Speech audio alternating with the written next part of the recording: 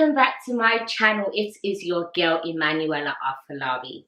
How are you guys doing?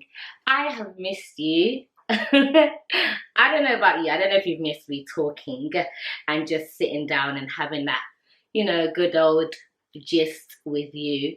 But I've really missed you guys. Like on the real, I mess with y'all. So I've kind of been away. So 2 videos ago, I did a makeup tutorial, and that was just me doing my makeup, me just showing you how I do my looks. And wasn't quite able to talk while I was doing my makeup. I didn't realize how difficult it was. And then my last video, I talked about the whole Black Lives Matter and what's going on in the Black community. So I just feel like I've not had the chance to talk to you guys, and you guys talk back to me about certain stuff and stuff to do with sickle cells. I'm back, you can't get rid of me. Today is Sickle Cell Awareness Day, and so I had to do a video on it. There's no way I can't talk about sickle cell on a day like this. So yeah, without no further ado, let's get into it. So in this video, I'm just going to be talking about like a few of the main issues that people with sickle cell go through, to just kind of bring awareness. I'm going to be asking a few questions and seeing how knowledgeable you guys are about sickle cell. So at the end, I'm going to give a few questions. I won't give the answers, but in my next video, I will give the answers, and then I will also say who got all the questions right. I wish I had a prize for you, but the way my YouTube is set up, YouTube is not sponsoring me. Nobody is sponsoring me. We are not making money, so I cannot therefore give you a prize. But what I'll do is I'll give you a blessing. I will pray for you personally. I will give you a special prayer. How about that? That will be your prize. Whoever gets all the questions right, you're going to get a very special prayer from me. So sickle cell does affect people differently. Some people have regular crises. Some people have once in a year. Some people once in a blue moon. Some have never had a crisis. So I'm just going to talk of my experience, which is what I usually do. I pour out my entire life to you guys. And I'll give you a few examples from a few friends that I have. Of course, I have some friends in the community who I speak to and ask them, what is it like for you? What do you go through? So I'm going to combine theirs and mine together. So yeah, let's go. So what is Sickle Cell Awareness Day all about? Essentially, it is just to create awareness for everybody, for people in the Black community, people outside of the Black community, so that they know what it's about, just to bring awareness to the condition, how it affects people, how to, empathize and be kind and helpful and just be there for people who have the condition. Also a way to just educate others who do not know anything about the condition. And lastly, ways that everybody can help. Is things that people with sickle cell go through that people may not know is the mental aspect. Like, it takes a toll on your mind. Nobody can ever truly get it. But imagine you're well, you're happy, you're fine, and sometimes out of nowhere, sometimes there's something that triggers you and it messes up your entire life, like for another week, maybe for another month, even a couple months. Sometimes it takes a few months to fully recover from that crisis that you may have gone through. So it's a lot. Like, it's not just as straightforward as, oh yeah, they're in pain, they need painkillers, and then once that's fine.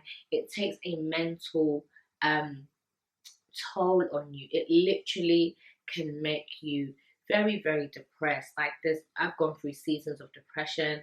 I've gone through seasons of feeling less than. I've gone through seasons of feeling like this is my life. And my whole life, I'm a slave to sickle cell. I'm a slave to the hospital, and this is how it's going to be. I'm going to forever be dependent on other people to look after me. Do you know how,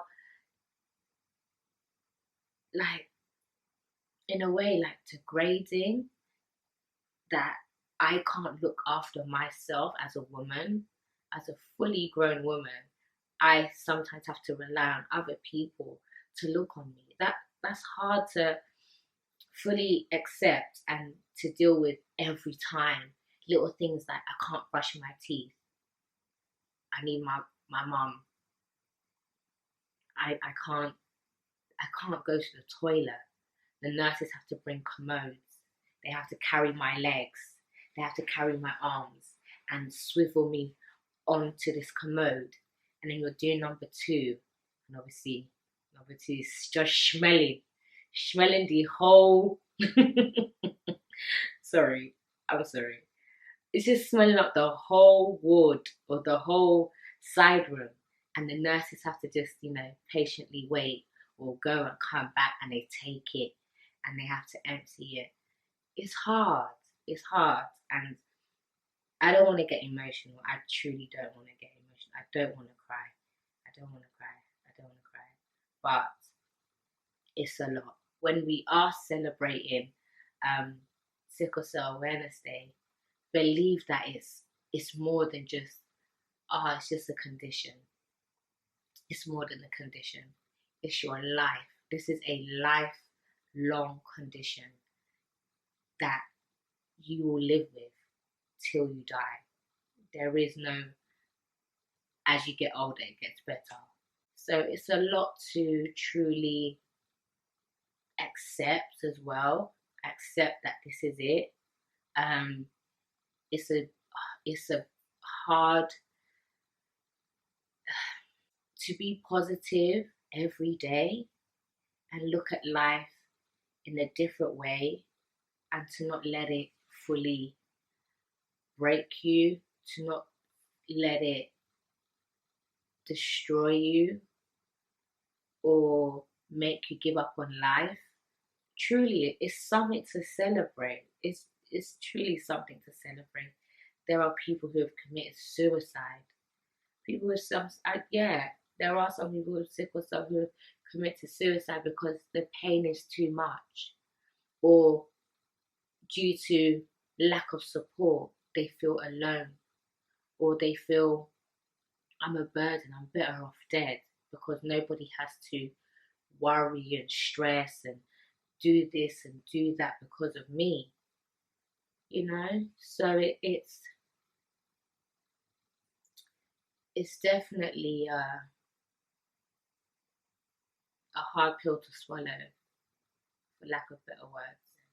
I also want to talk about how sickle cell affects your plans. I cannot tell you the amount of times I have planned this, or okay, I've got a wedding, or I'm going to be bridesmaid for this wedding, and I'm, trying to look after myself, and I'm trying to do this, I'm trying to do that, or okay, I've got a job interview, or I have an event that I'm putting together.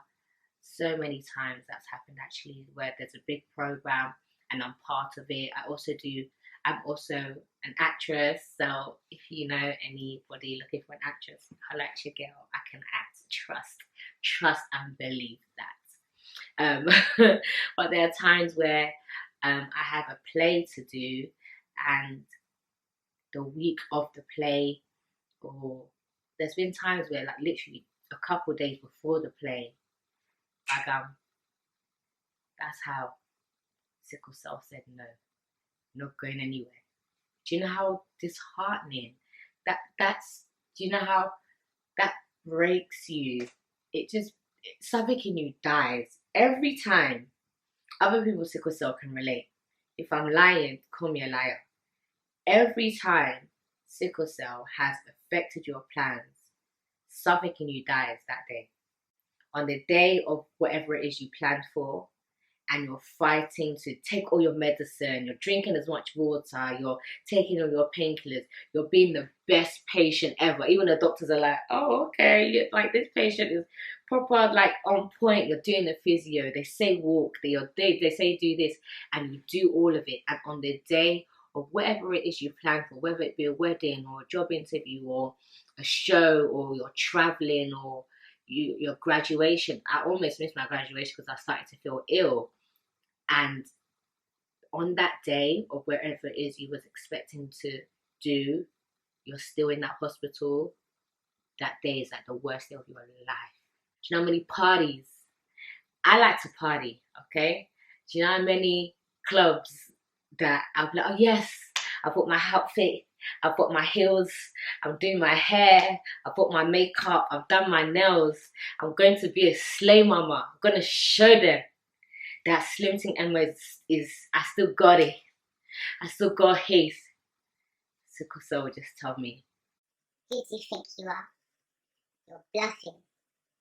You're joking. You're going to sleep in this hospital for 2 weeks. the crying, I just want to give up. I just want to say, do you know what? Forget this life. Why bother plan?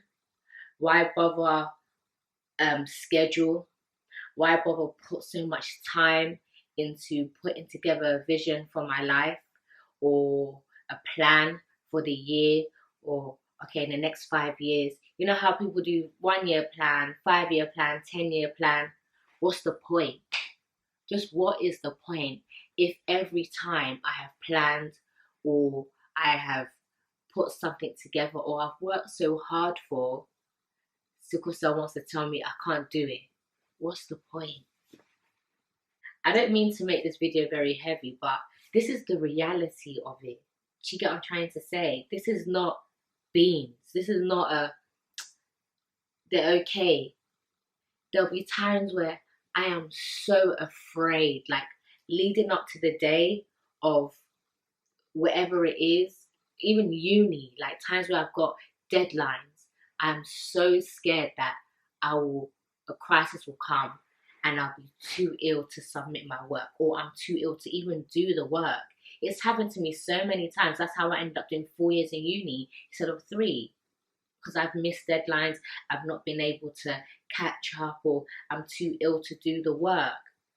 I am literally afraid. There's so much fear of your life attached to sickle cell. And this is what I want to bring awareness to and help you guys to understand that it's not just pain. It's more than just pain.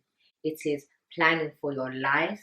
It is planning for anything you want to accomplish. It is the recovery process.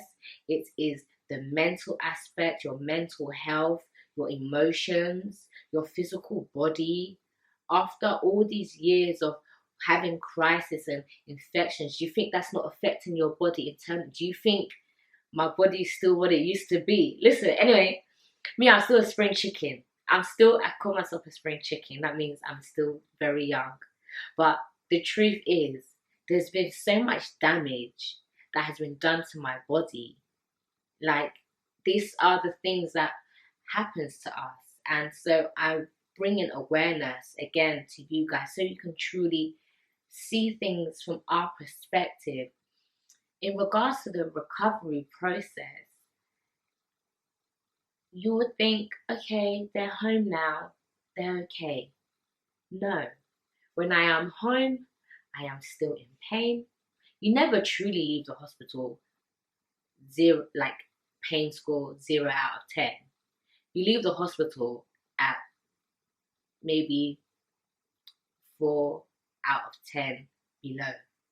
And even if you leave the hospital with a pain score of 1 out of 10, the way you've been either drugged up or the way you've not been mobile, so you've been in the bed for 3 weeks, you've not walked, you've had bedpans, you've had commodes. When you need to even go for x-rays and stuff, a porter will take you, a porter will come back. You've not had a proper shower. You've not, if you're lucky, you could brush your teeth and comb your hair and da yourself, cool. But you've not been able to do anything for yourself. And I live alone, coming home and then looking after myself, the adjustment, how in hospital, they'll wake you up at stupid o'clock, 6 a.m. I want to take your blood pressure. 8 a.m. I want to take your blood pressure. 2 a.m. I want to take your blood pressure. 3 a.m. Come and take this tablet. Midnight, come and take this tablet. 2 o'clock in the afternoon, come and take this medicine. And then you have mad people in the hospital. You also have crazy people in the hospital. Somebody is shouting down the corner. Somebody is doing, leave me, get off me, you nurse. I hate you, I don't want you, I don't want to take that medicine. No, get off me, get off me. Got somebody else saying, Paul, I love you, Paul. Paul, don't leave me. Don't leave me, Paul, no. Paul, no, you get off me. You stop that. You don't do that. Somebody is reminiscing about their dead husband. Somebody is fighting the nurse. You also get racist in the hospital. I hope you do know that. Someone will be shouting, you black nurse, don't touch me. I don't like you blacks. Give me another nurse. I don't want you to care for me. You're hearing somebody else in pain, screaming, crying like uncontrollably because they're going through whatever it is they're going through. You've got so much noise. Do you think when you go to the hospital you're resting? You're not resting. You're not really sleeping because so much is going around you. Unless you're lucky enough to be in a your own like side room, you're at least with about 4 other people, 4 other patients to sometimes 10 other patients. The recovery is not as easy as you think. It's so much. It's your body trying to adjust. Your body's flushing out all the medicine. Your body's trying to flush out all the painkillers. Your body's trying to regain its strength. Your limbs, your joints are trying to gain its strength again. You've not walked, you've not sat up, you've not had fresh air, you've not been around people. It's a whole adjustment. So yeah, those are just a few things that I just wanted to really discuss and bring awareness to for you guys to understand. In support to sickle cell awareness, there are a few things that people without sickle cell can do to support us. And they are: 1, give blood. Give blood is the most important thing. If you truly love me, yeah, you guys are my YouTube family. If you guys truly love me and you love the black community, because it predominantly affects the black race, if you truly have love for us, as Black Lives Matter is going on, and we're saying support our own, support black businesses, support the black economy, the African economy, and all of that jazz. Support black health. That's what I will call it. Support our health and give blood.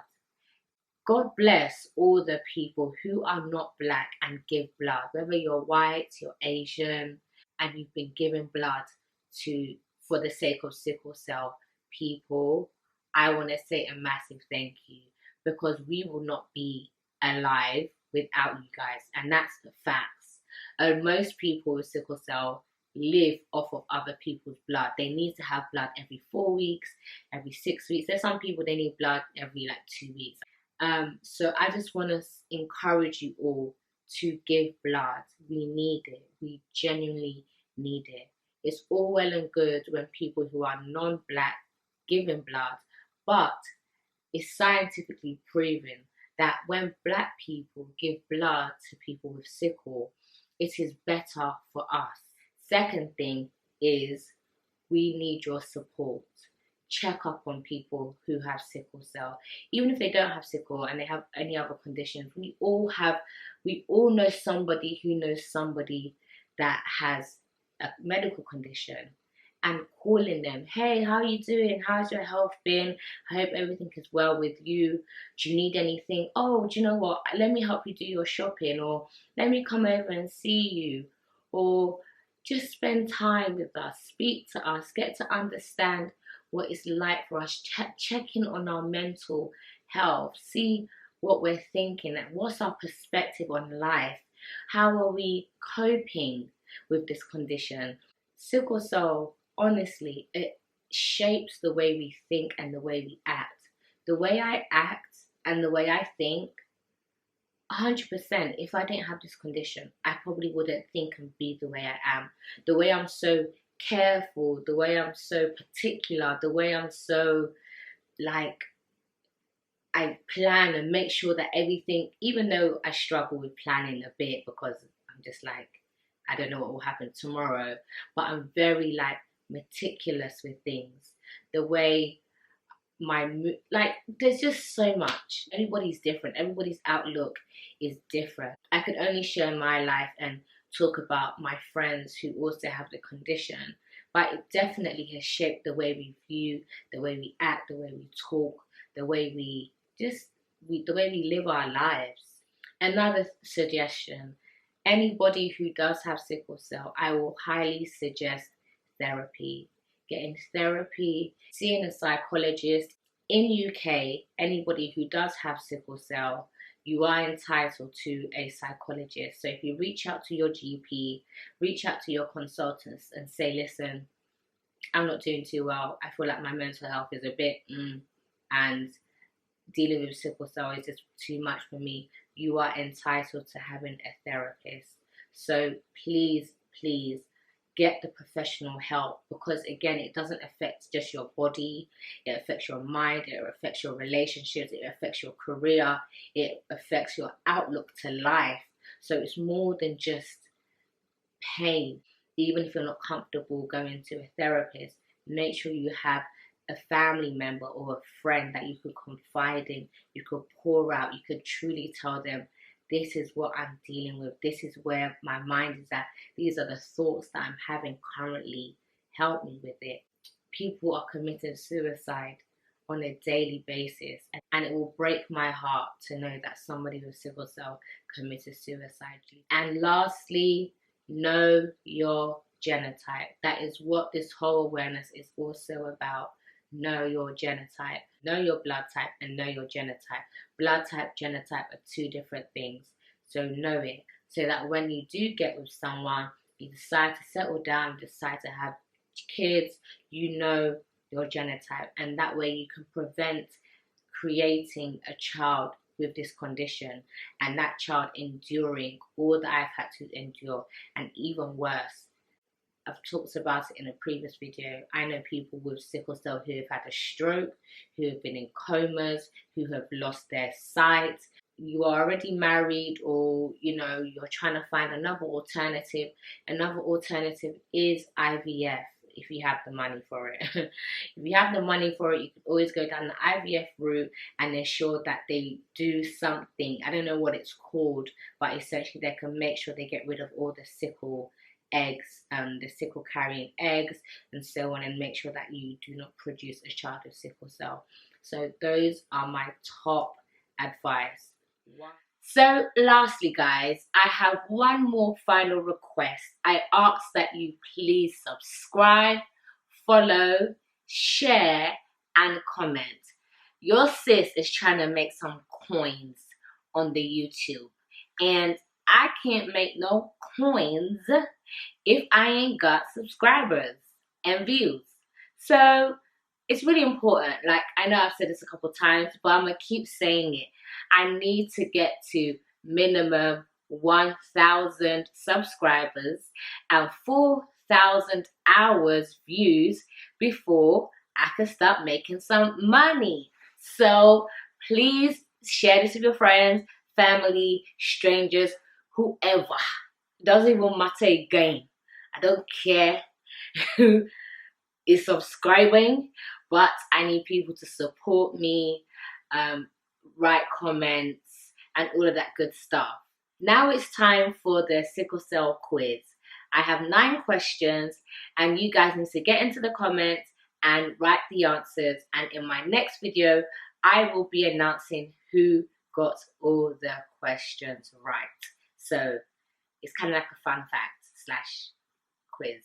So here we go. First question. Only African Americans get sickle cell disease.